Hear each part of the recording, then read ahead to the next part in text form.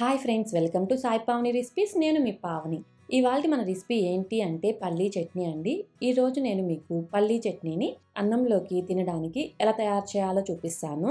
ఈ పల్లీ చట్నీని అన్నంతో పాటు టిఫిన్లోకి కానీ లేదా రాగి సంగటిలోకి కానీ ఎందులోకైనా సరే టేస్ట్ చాలా బాగుంటుందండి. అన్నంతో అయితే ఇంకా ఎక్సలెంట్గా ఉంటుంది.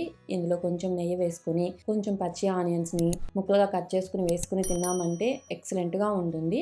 ఈరోజు మీకు ఈ పల్లీ చట్నీని ఎలా తయారు చేయాలో చూపిస్తాను. అందుకోసము ముందుగా నేను ఇక్కడ ఒక స్మాల్ నిమ్మకాయ సైజ్ అంతా చింతపండు తీసుకొని దీన్ని బౌల్లో వేసుకుని కొంచెం వాటర్ పోసుకొని నానబెట్టుకోవాలి. ఇప్పుడు దీన్ని పక్కన పెట్టుకొని గ్యాస్ మీద ఒక బాండలు పెట్టుకొని అందులో 1 టేబుల్ స్పూన్ ఆయిల్ వేసుకోవాలి. ఆయిల్ హీట్ ఎక్కిన తర్వాత ఇందులో నేను ఈ బౌల్ నిండుగా వేరుశనగ పల్లీలు తీసుకుంటున్నాను. ఇవి 100 గ్రామ్స్ ఉంటాయండి ఆల్మోస్ట్. నేను ఈ క్వాంటిటీ తగ్గట్టు అన్ని ఐటమ్స్ని చూపిస్తాను. మీరు కొంచెం వేరుశనగ పల్లీలు పెంచుకున్నారంటే మీరు కొంచెం మిగిలిన ఐటమ్స్ని కూడా కారాన్ని తగ్గట్టు ఎండుమిర్చిని కానీ లేదా చింతపండు ఇలాంటి వాటిని కొంచెం కొంచెం క్వాంటిటీని పెంచుకోండి. వీటిని కలుపుకుంటూ బాగా ఫ్రై చేసుకోవాలి. మరి ఎర్రగా మాడిపోయే విధంగా ఫ్రై చేసుకోకూడదు. చూడండి, ఇలా బాగా ఫ్రై అయిపోయిన తర్వాత ఇప్పుడు వీటిని ఒక ప్లేట్లోకి తీసుకోవాలి. ఇందులోనే ఇంకొక టేబుల్ స్పూన్ ఆయిల్ వేసుకొని నేను తీసుకున్న క్వాంటిటీకి ఇక్కడ నేను ఒక 10 నుంచి 12 ఎండుమిర్చి వేసుకుంటున్నానండి. మీరు మీ కారానికి తగ్గట్టు వేసుకోండి. వేరుశనగ పల్లీలు కొంచెం స్వీట్గా ఉంటాయి కాబట్టి కొంచెం కారం ఎక్కువ పడుతుంది. వీటిని కూడా కలుపుకుంటూ ఫ్రై చేసుకోవాలి. చూడండి, ఇలా బాగా ఫ్రై అయిపోయిన తర్వాత ఇప్పుడు వీటిని ఒక ప్లేట్లోకి తీసుకుందాము. అదే బాండిల్లో 1/2 టేబుల్ స్పూన్ జీలకర్ర, 1/2 టేబుల్ స్పూన్ ధనియాలు వేసుకుని వీటిని కూడా లైట్గా ఫ్రై చేసుకోవాలి.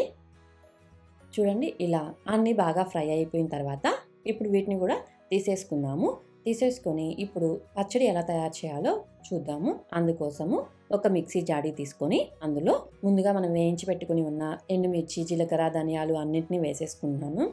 ఇందులోనే వేయించుకున్న పల్లీలు కూడా వేసేసుకొని ఇక్కడ నేను 1.5 టేబుల్ స్పూన్ సాల్ట్ వేసుకుంటున్నాను. మీ టేస్ట్ చూసుకొని మీరు సాల్ట్ వేసుకోండి. ఇందులోనే ఆల్రెడీ మనం నానబెట్టుకొని ఉన్న చింతపండు ఉంది కదా, దాన్ని వాటర్తో సహా వేసుకోవాలి. వేసుకుని ఇందులోనే ఒక 5-6 వెల్లుల్లి రెబ్బలు కూడా వేసుకొని ఇందులో కొంచెం కొంచెం వాటర్ పోసుకుంటూ మిక్సీ వేసుకోవాలి. రైస్లో కాబట్టి కొంచెం గట్టిగా ఉండాలి పచ్చడి, కాబట్టి ఎక్కువ వాటర్ పోయకూడదు. చూడండి, ఇలా గట్టిగా మిక్సీ పట్టుకోవాలి. ఇలా గట్టిగా ఉండాలి, అప్పుడే మనకి రైస్లోకి బాగుంటుంది టేస్ట్. లూజ్గా ఉంది అంటే మనకి టేస్ట్ బాగుండదు. కాబట్టి గట్టిగా మిక్సీ పట్టుకోవాలి. ఇప్పుడు దీన్ని పక్కన పెట్టుకొని దీనికి పోపు ఎలా పెట్టుకోవాలో చూద్దాము. అందుకోసము గ్యాస్ మీద ఒక బాండలు పెట్టుకొని అందులో ఒక 3 to 4 టేబుల్ స్పూన్స్ ఆయిల్ వేసుకొని ఆయిల్ హీట్ ఎక్కిన తర్వాత ఇందులో కొంచెం ఆవాలు, కొంచెం శనగపప్పు, కొంచెం మినప్పప్పు అన్నీ వేసుకొని కొంచెం బాగా ఫ్రై అవ్వనివ్వాలి. అన్నీ బాగా ఫ్రై అయిపోయిన తర్వాత ఇప్పుడు ఇందులో ఒక 2 ఎండుమిర్చి వేసుకుంటున్నానండి. ఎండుమిర్చి ముందుగా వేసుకున్నామంటే మాడిపోతాయి, కాబట్టి కొంచెం పోపు దినుసులు బాగా ఫ్రై అయిపోయిన తర్వాత ఎండుమిర్చి వేసుకోవాలి. ఇందులోనే ఒక 5-6 వెల్లుల్లి రెబ్బల్ని కొంచెం దంచుకుని వేసుకుంటున్నాను. కొంచెం కరివేపాకు వేసుకుంటున్నాను.